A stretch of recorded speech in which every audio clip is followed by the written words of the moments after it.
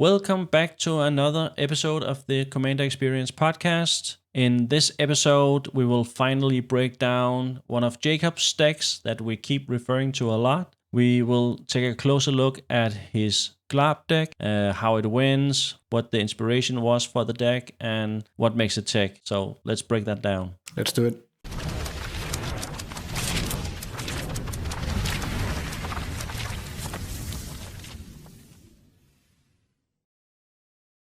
So let's first just read the commander since it's pretty important here. So it's Glarb, 3 mana, Sultai, and he has Death Touch. You may look at the top card of your library anytime, and you may play lands and cast spells with mana value 4 or greater from the top of your library. And then he has an activated ability that is Surveil 2. So let's start out with just basically why I wanted to build Glarb. And it might sound a bit weird. Basically, I just like the commander, and he's not one of my commanders where I felt smart and wanted to do some very specific thing. I just read the card, I was like, that sounds kind of cool. How can I abuse that? And it actually started out with I built the deck, and I was like, this just seems like a big pile of stables. Is that going to be fun? And my first instinct was, no, this sounds very boring. And I actually didn't build a deck for like 2 months. And I was like, okay, let's give it a try. And I built the deck, and I kind of found an identity that was a bit different. So basically the game plan it's trying to do, besides obviously trying to win, but basically I want to have a Seedborn Muse in play as fast as possible, and a High Fate Trickster. And that's not a win con, but it kind of is in this deck because you basically the deck wants to outvalue the opponent so heavily that they don't get to play the game. Basically, that's the core of the deck, and a lot of the deck is interaction. And if you just look at that, so basically I want to have Seedborn in play, as I said, and then on each turn I can just churn through my deck with the Surveil, look for the correct cards, and I have a tendency to just play a lot of cards from the top of my deck, even though they don't necessarily remove a specific thing or do something right now. I just want to kind of cast as many cards as possible just to outvalue everyone else. And because I wanted that to be my plan, I leaned pretty heavily into the mana value 4 greater thing, because it doesn't really hurt me when I have so much mana. So the current version, and that's probably one of the things that's very different for a lot of my other decks, is that I play 11 removal pieces where 10 of them can be played from the top of my deck. And just like to give an idea of what kind of cards it is, because most of them is kind of cheating the whole 4 mana thing. So that's also a theme in the deck. So I play cards like Submerge, Snuff Out, River Silence, and some more obscure ones is Drag to Roots, which basically costs 2 less, but I can still play it because it has 4 CMC on the top. And so that's like the other plan in the deck, is play cards that technically cost 4 mana. And that's also like building into the plan of outvaluing everyone else. In some ways, it kind of tries to lock the game down like that, just outvaluing everyone else. And if I real quick just, there is an actual win con because the game needs to end, so I can just say that now, and it isn't really like what the plan was or what I wanted to do. It was just what fitted the deck best. So currently there is a Isochron Scepter in the deck, Dramatic Reversal, surprise, surprise, very original. And what's he called? He's called Kitsa, the other that also like does the Dramatic Reversal thing. But the deck is not really trying to make infinite mana. Instead, I just untap Glarb infinitely and surveil my whole deck, and then win with Oracle effect of some sort. I play the Jace one because he's 4 mana, so I can play him from the top of my deck. So like that's the gist of the deck. Yeah, and it's been really exciting, especially for me, I think, to play against it, because Glarb was one of the commanders I actually bought. Recently, I've actually returned to him, pondering about giving him another go and building him. So I was really curious about the direction you took it, and playing against it, it just seems so slow to begin with, but you just kept winning and winning and winning. You played it 24 times this year, and you have a win percentage with 41.67. So that's quite high. It's actually the second most winning commander in our pot this year. So it's definitely winning games. And one of the first things I actually underestimated in the deck, I think, was that the flash speed on High Fate Trickster, and you can cast it from the top of your library, is just so powerful. It's a lot of mana, yes, but it's just so powerful in this deck. And with High Fate Trickster out and Seedborn Muse, if we can't handle that fast, it's just game over. You're getting way too much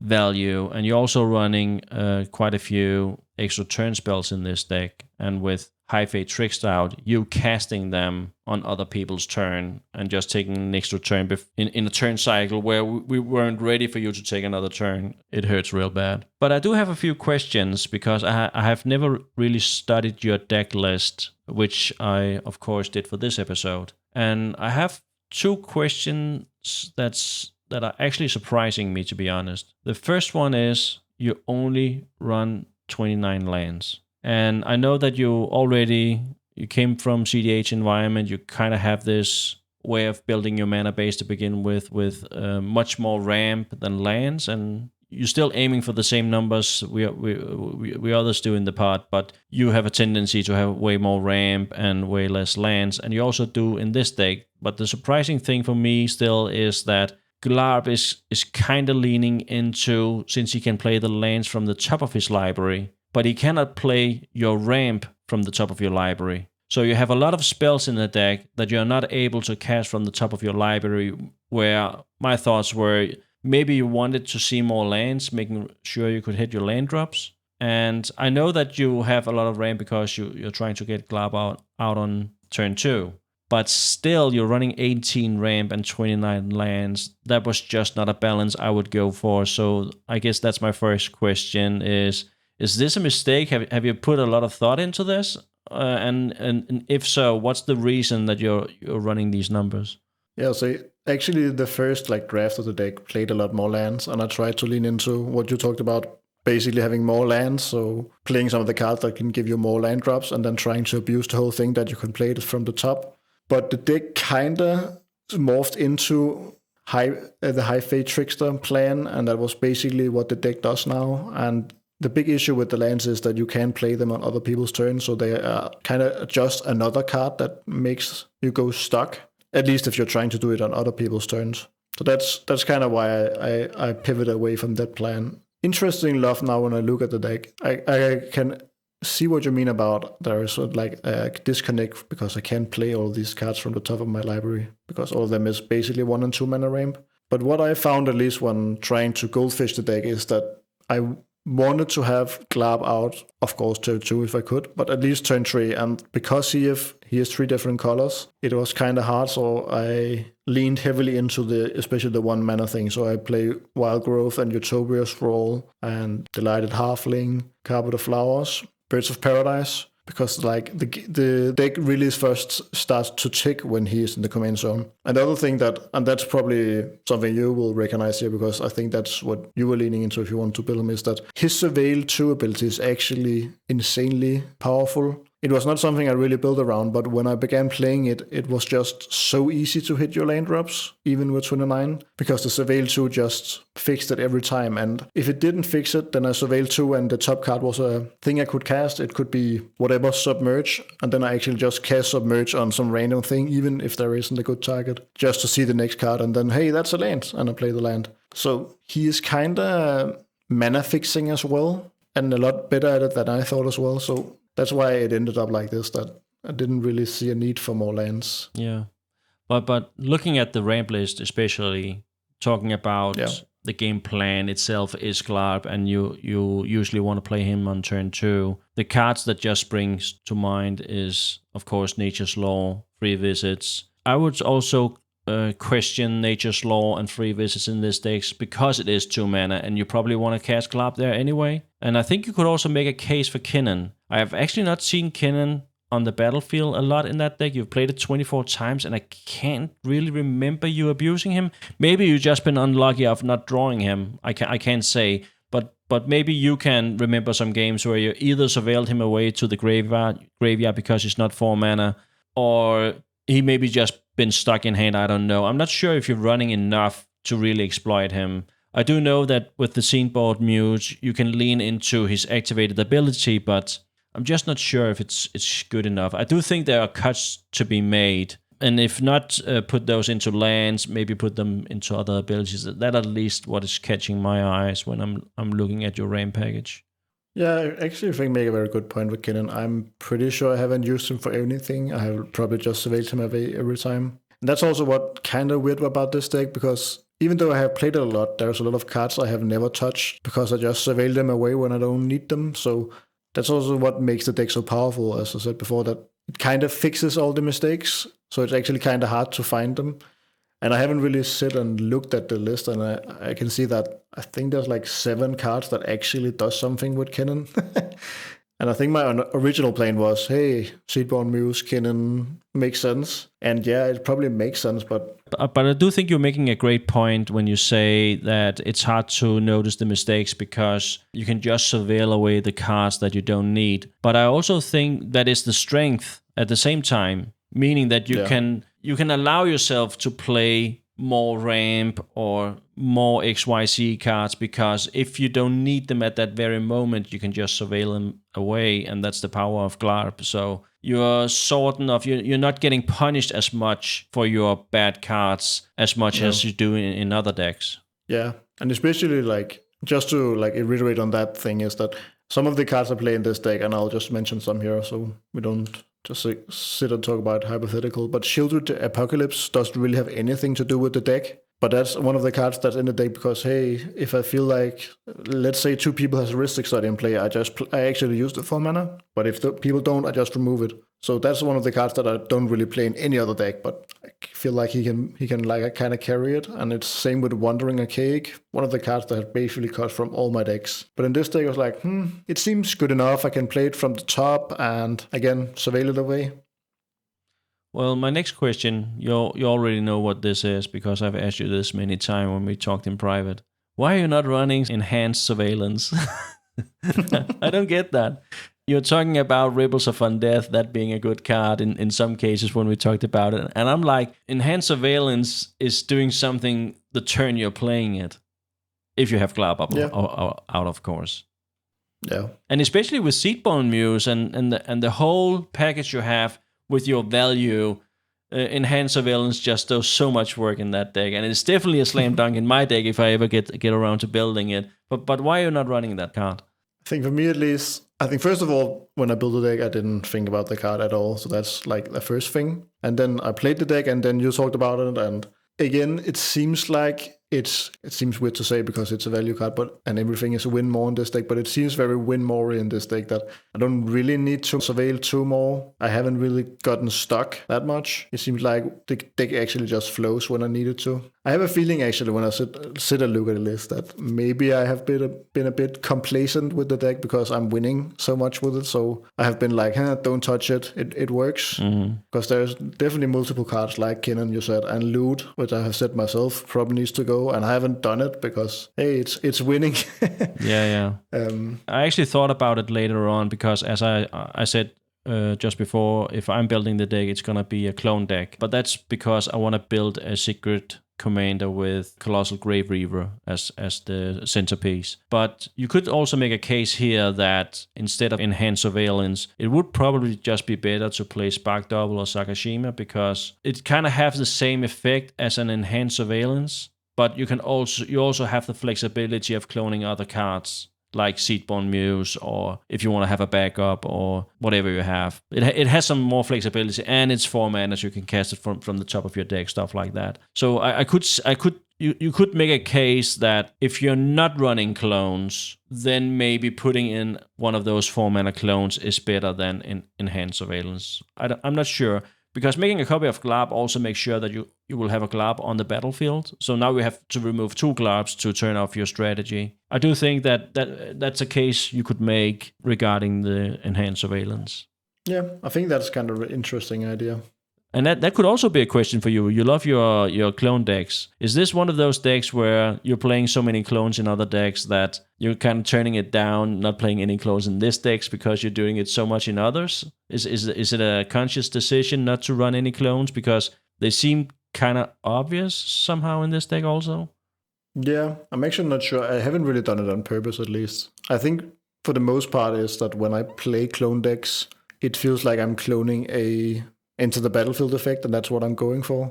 And since the deck doesn't really play those cards, I haven't really thought about it. But it does make some sense that I can like double up, especially because Board Wives has been like less prevalent in our group at this point, so it will help the plan a lot. Another question I have, and I think we've talked about this also in private before, is that you're not running a lot of recurrence in the deck. From my point of view, when you have a commander that can surveil 2 to the graveyard, you would have more either reanimate or cards that can get value back from the graveyard. And as far as I know, you only run reanimate and Noxious Revival. And I do think that's a small package for a commander that surveils cards away to the graveyard. I would run at least 5 in my deck, I think, if I had this deck. Yeah, makes sense. I think basically when I built the deck, and I don't know if it's a good explanation, but I didn't even consider the surveillability. It basically could not have existed on the card.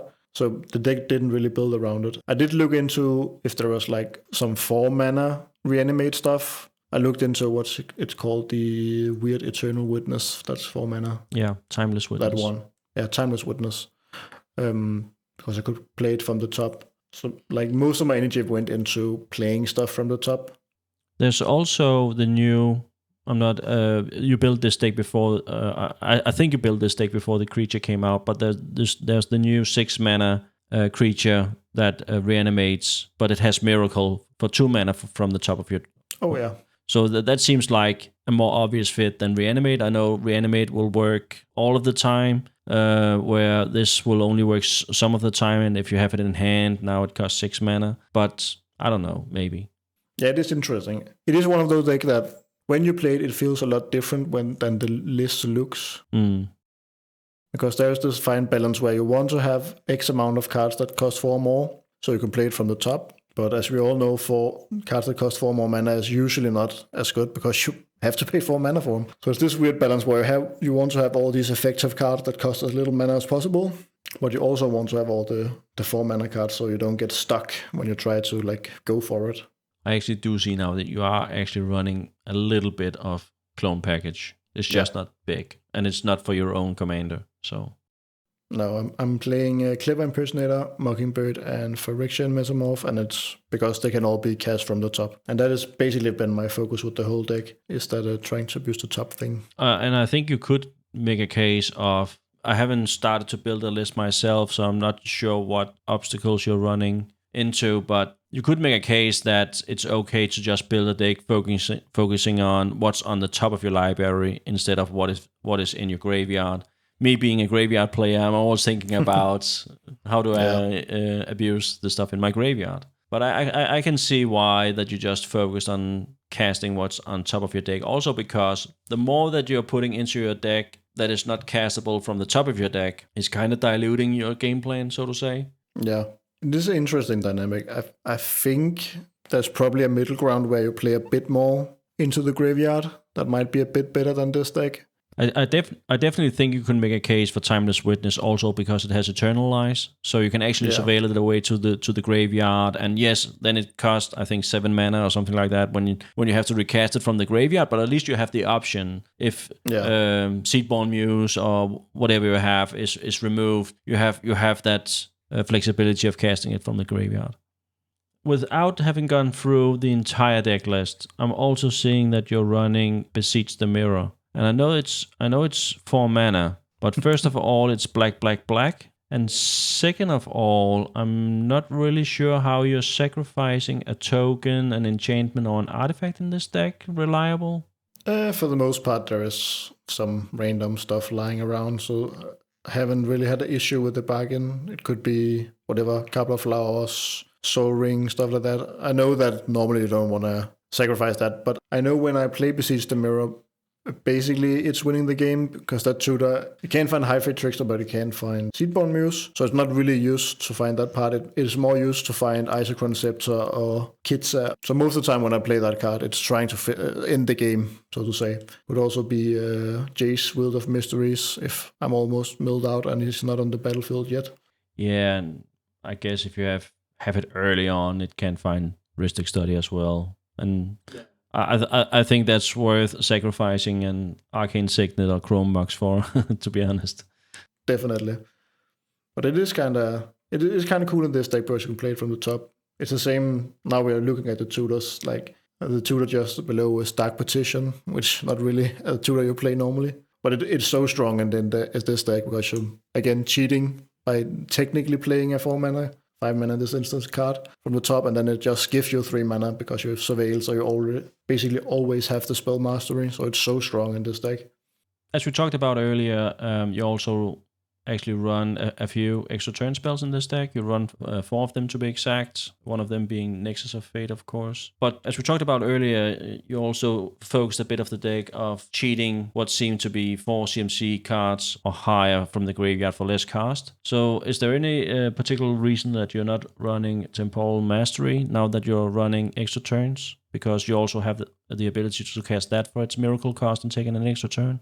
There's no particular reason, actually. It is one of those cards where I don't ever want to pay 7 mana for it. And I know that, again, the surveillability makes it pretty easy for me to draw it. And I think it's one of those cards, again, where I haven't built the deck with looking at the surveil at all. So it's kind of weird that there's some obvious things that could be abused a bit better. I think definitely you could remove Nature's Law and be happy with putting in Temporal Mastery, for instance. I think that would be a good replacement. Yeah, it seems to be pretty strong. I know at least that after this talk that Kennen is not in the list anymore, and Loot has already been on the way out, so there's like 2 spots there open. And I do like the extra turn because I can play it from the top. I think like my biggest criteria right now when I change cards is I want the cards I put in to cost 4 more mana. I even looked at the creatures that untap lands on ETB because I can play it from the top and it kind of removes stuff from the top. But it seems a bit too gimmicky, but I looked at it to see if it could be abused. And it's probably the same answer as for Temporal Mastery, but there is, of course, also Temporal Trespass. But that may be even better than Temporal Mastery in your deck, because, yes, you maybe never want to cast it for 7 mana, which I don't think is correct, because if you have Seedball Muse out, I think you're pretty... I don't think you care what cost the extra turn spells are, but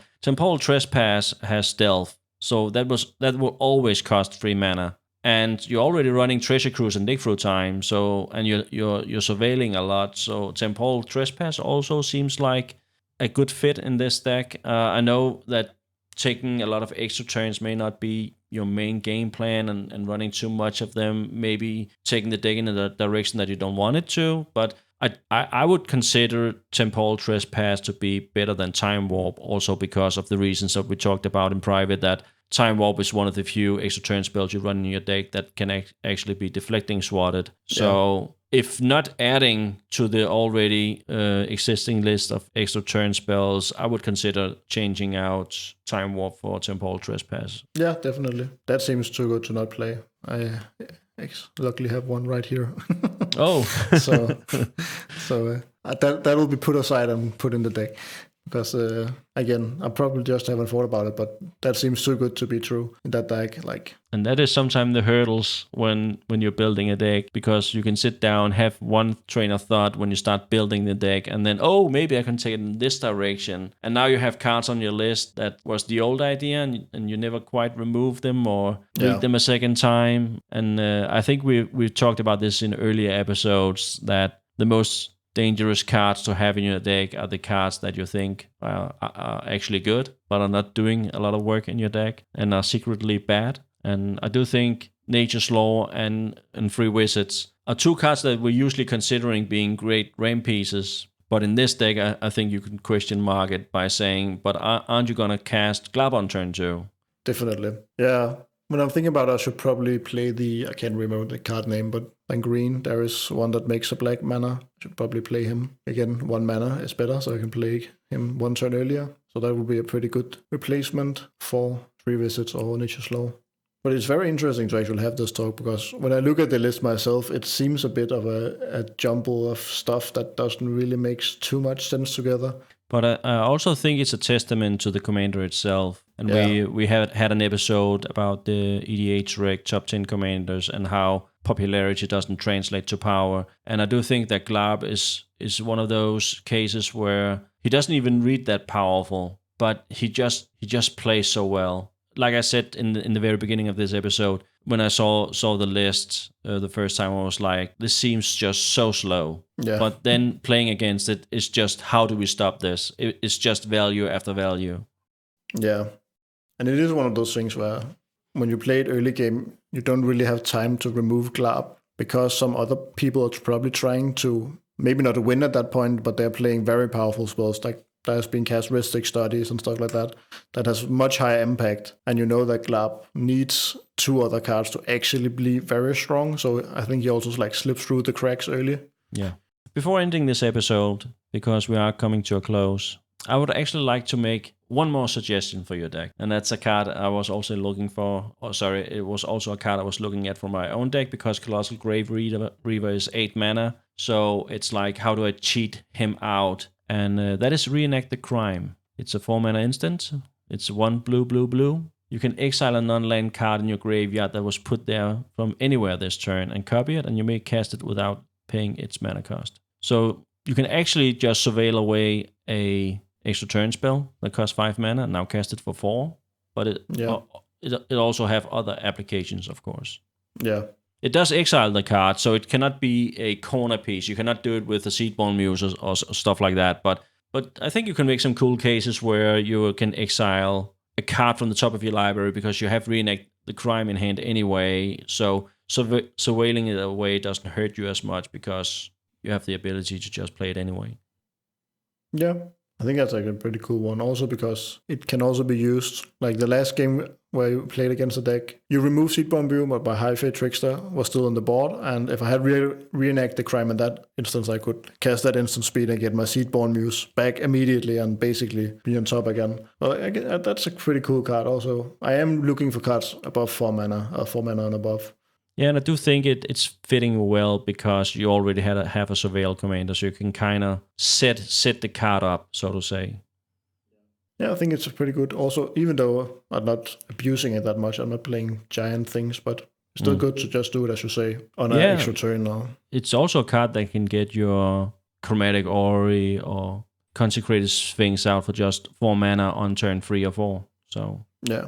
Also because I looked at the blue Gearhawk when I can play a spell or instant or sorcery from the graveyard for free. And it does kind of the same thing, but for less mana. I know it's a bit different, but I looked at that card and was considering it. Yeah, but that's only instant and sorceries as far as I remember. It is, and this is every card. I think it's a cool card, and it usually in our part or our meta, it's like 4 mana is probably too much to run this sort of ability. But in Glarb, where you do want 4 mana spells and are surveilling to the graveyard, I think it could be a nice fit.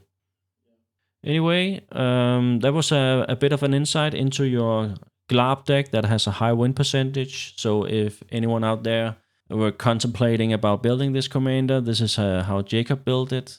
But before we come to a close, Jakob, do you have any closing thoughts regarding this deck? No closing thoughts. I just want to see you guys if you have a Glarb deck as well, because as you maybe gathered from this video, he can be built in so many ways, and I'm pretty sure you can build the deck and have almost, besides the land, 99 different cards. So definitely. So if you have any suggestion for Jakob or what to play in the deck, put it in the comments. Other than that, thank you for tuning in and see you next time. See you next time.